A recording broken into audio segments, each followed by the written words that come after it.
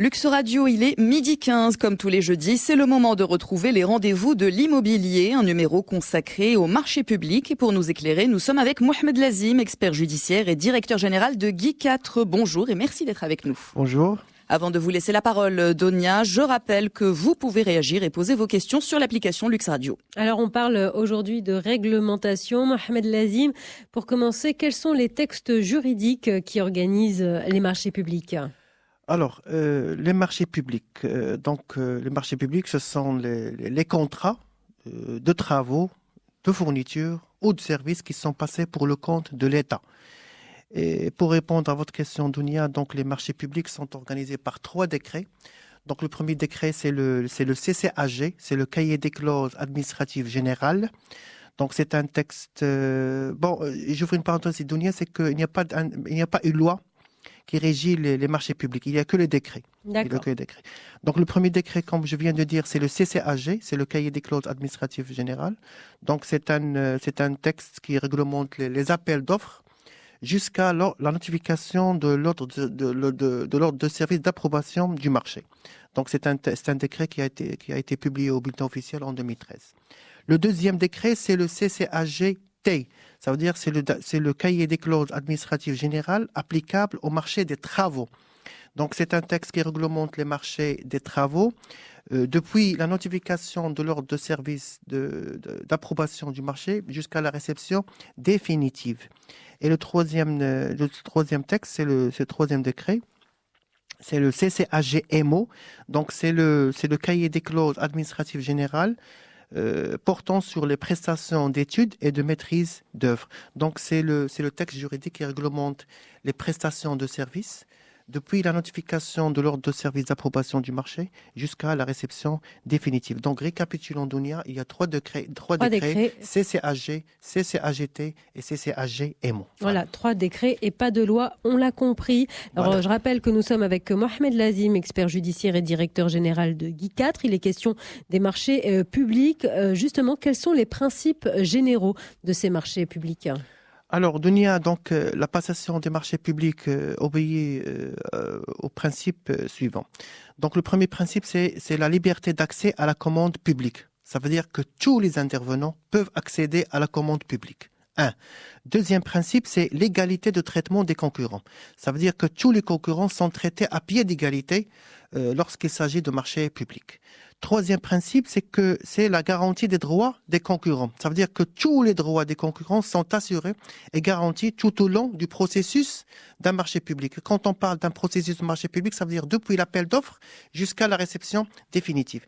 Et le quatrième principe, c'est la transparence dans le choix du maître d'ouvrage. Ça veut dire que, en fait, Dounia, c'est que les marchés publics, la réglementation a prescrit certaines dispositions qui permettent la transparence. Par exemple, je donne ici un exemple.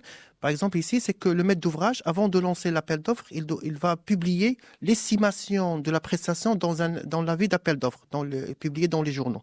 Donc, c'est une disposition de publicité qui permet la transparence.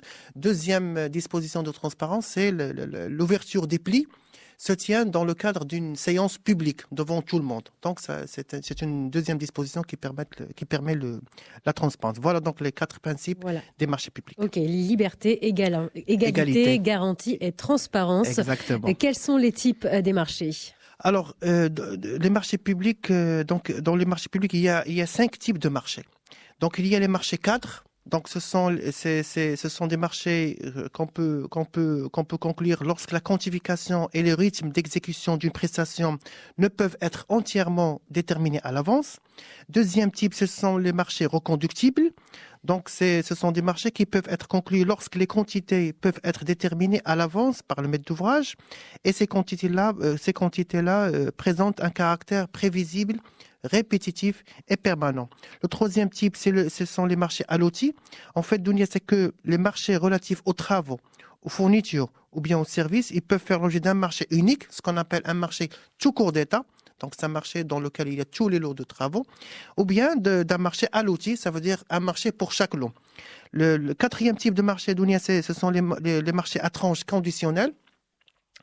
En fait, Dounia, donc, ce sont des marchés pour lesquels il est prévu une tranche ferme et des tranches conditionnelles. Une tranche ferme, ça veut dire que le titulaire, il est certain de réaliser sa tranche, et des tranches conditionnelles, ça veut dire que l'exécution de ces tranches est subordonnée d'une part à la disponibilité des crédits et d'autre part à la notification d'un ordre de service prescrivant son exécution. Et le dernier type de marché, ce sont les marchés de conception et réalisation. Donc, ce sont des marchés uniques passés avec un prestataire ou un groupement de prestataires et qui portent à la fois à la conception du projet et aux travaux, les deux. Voilà. Je rappelle donc que nous sommes avec Mohamed Lazim, expert judiciaire et directeur général de Guy 4. Il est question des marchés publics et vous pouvez réagir et poser vos questions, bien sûr, via l'application Lux Radio. Alors, on va rentrer désormais un peu plus dans le détail. Vous nous en parliez à l'instant. Est-ce que vous pouvez nous expliquer un petit peu plus ce que sont justement ces marchés cadres ?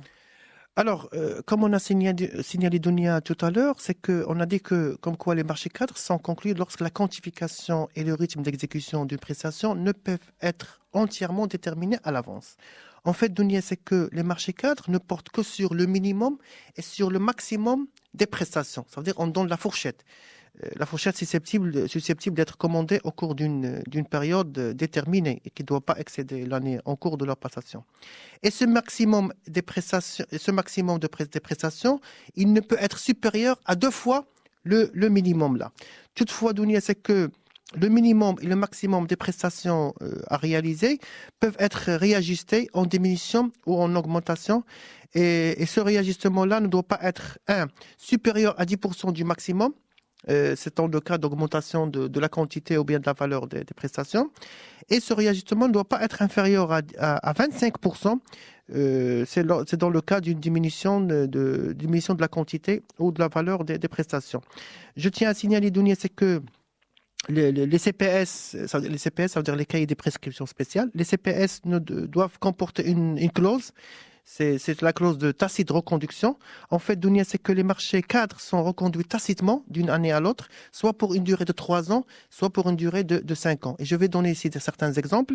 Alors, pour les marchés qui peuvent faire l'objet d'une durée de 3 ans, donc il y a les travaux de dragage, il y a les travaux d'entretien des pistes rurales, il y a les travaux d'entretien de réseaux d'irrigation, les études géotechniques.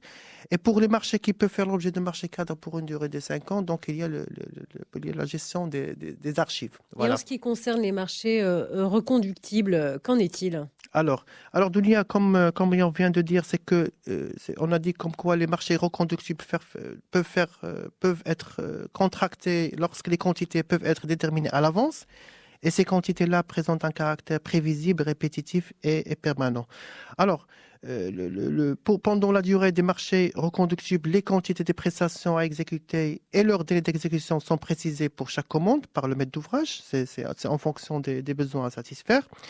J'attire l'attention ici, comme les marchés cadres, pour les marchés reconductibles, c'est que les CPS doivent comporter une clause de tacite reconduction, soit pour 3 ans, soit pour 5 ans. Je donne ici par exemple, pour les marchés qui peuvent faire l'objet de marchés reconductibles pour 3 ans, donc il y a les travaux d'entretien et de maintenance des espaces verts, il y a l'entretien et maintenance des équipements informatiques, l'entretien des engins de matériel chantier, gardiennage et de surveillance des bâtiments administratifs, etc. Pour les marchés qui peuvent faire l'objet des marchés reconductibles pour une durée de 5 ans, je donne ici 2 exemples. L'hébergement des systèmes d'information et un deuxième exemple, c'est la location de véhicules automobiles. Voilà. Alors, Mohamed Lazim, je rappelle que vous êtes expert judiciaire et directeur général de Guy 4. Il y a quelques réactions sur l'application Lux Radio. Donc, je rappelle que nous évoquons aujourd'hui les marchés publics et donc cette question, est-ce que vous avez déjà eu affaire à des cas de détournement ou de trafic de passation de marché ?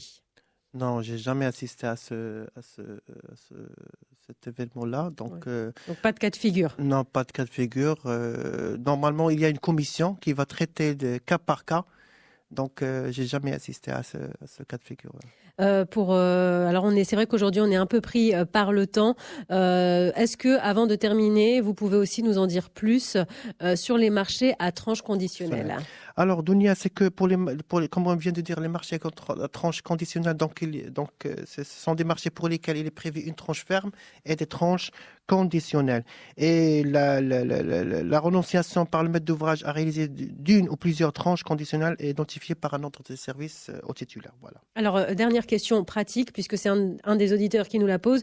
Où est-ce que l'on peut se procurer les CCAGT? Alors, le CCAGT, donc c'est un document qu'on peut le télécharger.